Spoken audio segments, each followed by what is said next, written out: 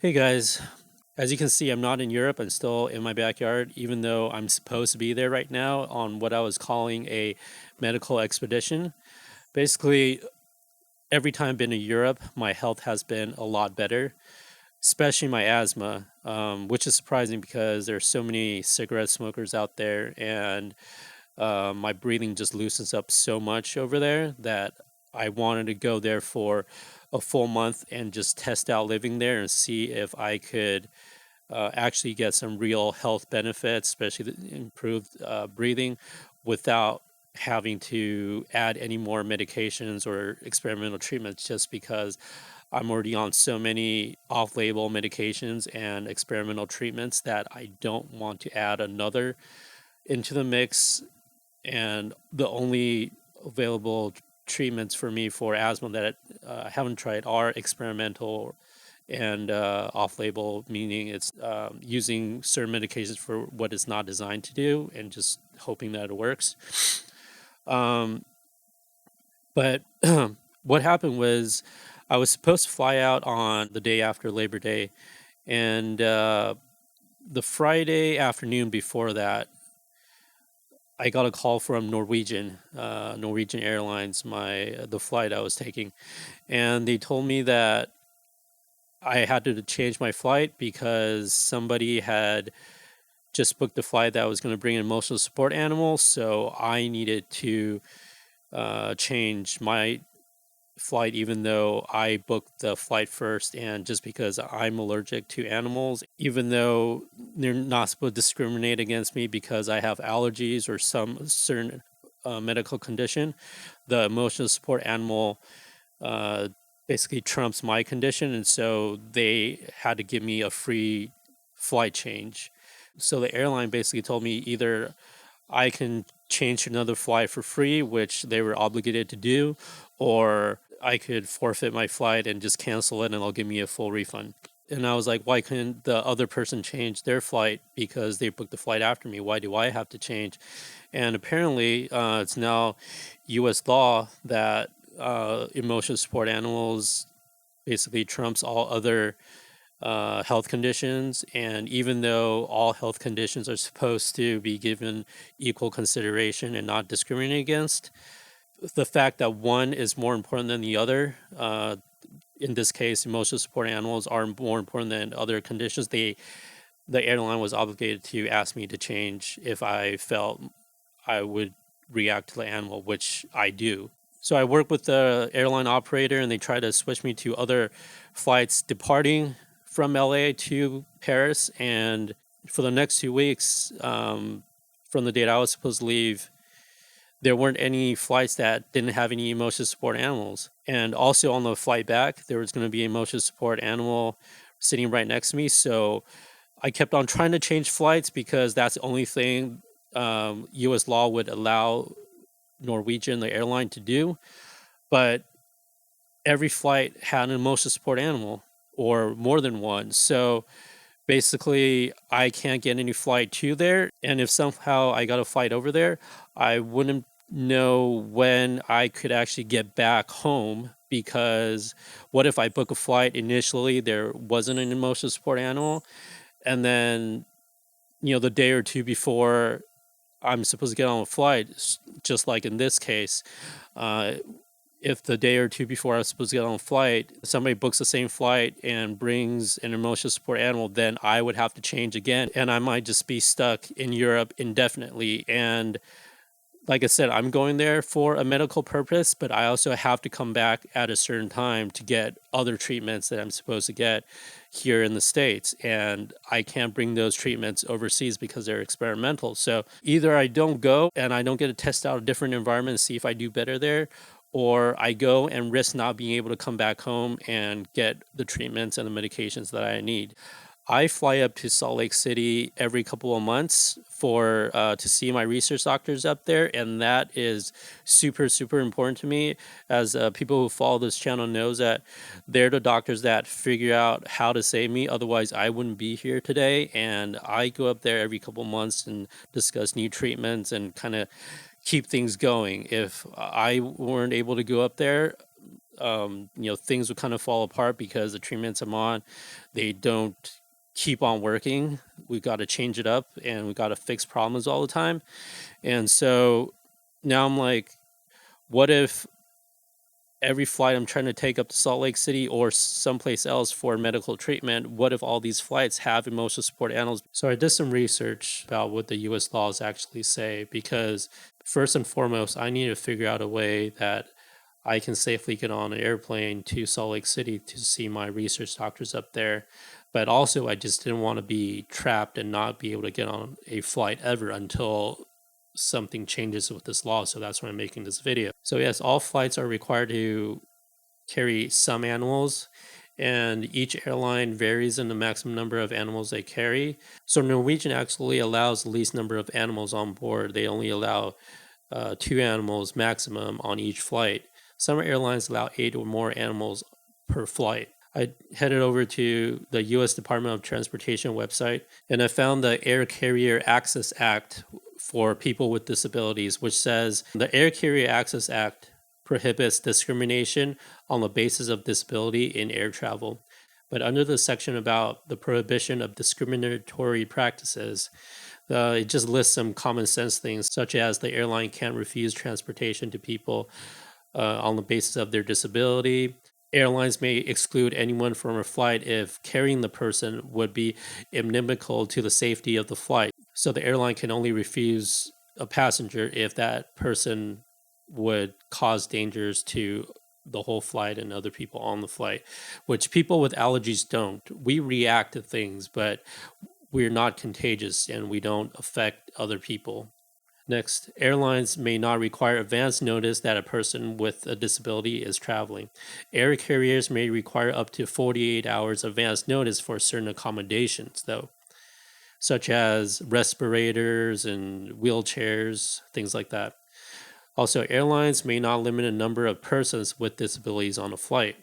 And finally, airlines may not keep anyone out of a specific seat based on disability or require anyone to sit in any particular seat based on disability. Of course, they have to comply with FAA safety regulations. So I guess if you're sitting by the emergency exit and your disability causes you to not be able to open that emergency exit, in case of an emergency, then they would ask you to change. So yeah, airlines can refuse service to people with disabilities, and that's why they were asking me to change to a different flight. But again, back to why did I have to change, and the person with the emotional support animal, why weren't they the ones asked to change? So again, on the U.S. Department of Transportation website, there's a page about service animals, including emotional support animals. And it just says that service animals and emotional support animals are allowed on flights and kind of give guidelines for sizes and certain things for safety, and the documents required to bring these animals on board. So basically, airlines can discriminate and kick somebody off a flight, and they also need to allow service animals and emotional support animals on flights. So the question now becomes, which takes precedence, or which one is more important than the other? And that's kind of where the gray area is, and that's why I'm making this video. Even though the U.S. Department of Transportation says everybody with disabilities are equal, what happens when one person's disability, such as somebody bringing a service animal, emotional support animal, what if that person's disability affects somebody else's disability, such as my allergies or my autoimmune disorders? And right now, it seems like in practice, people bringing emotional support animals are more important than people with other illnesses. So people with other illnesses will have to give way anytime somebody brings on an emotional support animal. And as more and more people bring emotional support animals on flights, people with other disabilities who are affected are getting kicked off. I mean, the initial way that I booked my flight seemed to be reasonable. When I was booking my flight on Norwegian, it said that the person booking the flight first gets priority. Since I booked my flight first, I shouldn't have been kicked off the flight. The person with the emotional support animal should have been asked to book a different flight where there weren't people with animal allergies. So I'm not saying that service animals and emotional support animals aren't important. And I'm not saying that they shouldn't be allowed on flights. I mean, I have close friends who are going blind, and they would lose their mobility and their ability to function if they didn't have their service animals. And I know it's the same for certain people who need emotional support animals. And I'm not bringing this up as something against people with mental health issues and putting a stigma on people with mental health. I mean, from the day I was born until when I was 27 or 28, when I finally found the research doctors in Utah, I never slept a wink because my condition was so bad. My chronic illness was so bad that it always kept me up, and I was constantly going to the ER and always having countless symptoms and things always getting worse and worse. So I literally did not get any rest for 27 or 28 years. And with that 27 years of health torture and sleep deprivation and malnutrition, because I literally am allergic to all foods out there and everything in the environment, that is not a joke. I'm literally allergic to everything in the world. And so, yes, I have severe PTSD now.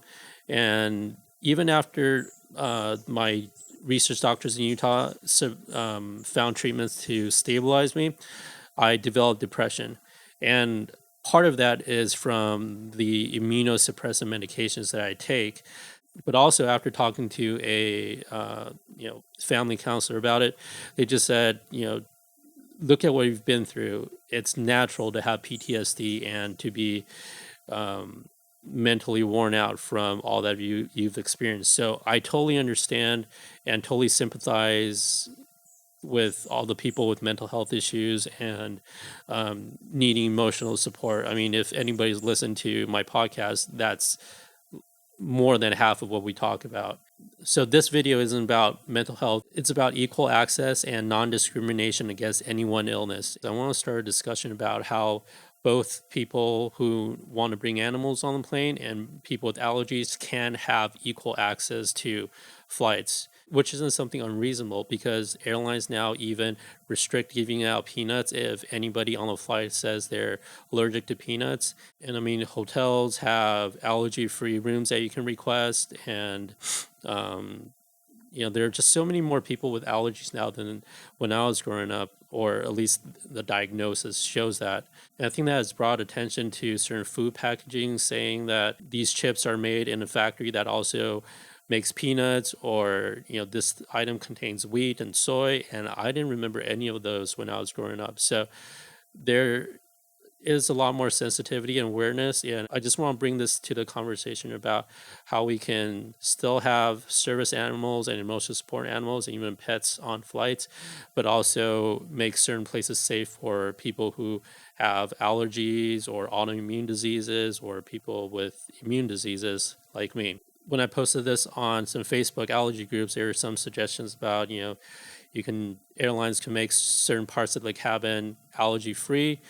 But that also depends on the air and ventilation systems. There are some airlines that have newer and better airplanes. Norwegian has one of those flying to Paris, which is why I like flying on Norwegian. They have the Boeing 787, and their air conditioning system also moistens up the air, and there's extra allergy filters in there, so you feel much better and refreshed during the flight, and you don't get dry throat and all that. That might be more difficult for airlines to redesign their cabins for people with allergies. But maybe there can be certain allergy-free flights, maybe every other flight or one flight in a week or something like that. So I don't have to keep getting booted off my flights because last minute somebody brings on a emotional support animal, and then I have to I have to keep delaying my flight, and maybe I never get home. I don't want that to happen. Or just some other safer ways to store the animals or have certain parts of the cabin further away, maybe all the way in the back where it's for the animals, and then people who have allergies get to be seated in the front where the airflow based on engineering design is in different directions and you won't get to come in contact with the animals, something like that. So I just want to hear what you guys have to say about it, and put your comments below, and share this with people who have allergies or who have experienced problems in flights, and just want to hear uh, I just want to hear your ideas.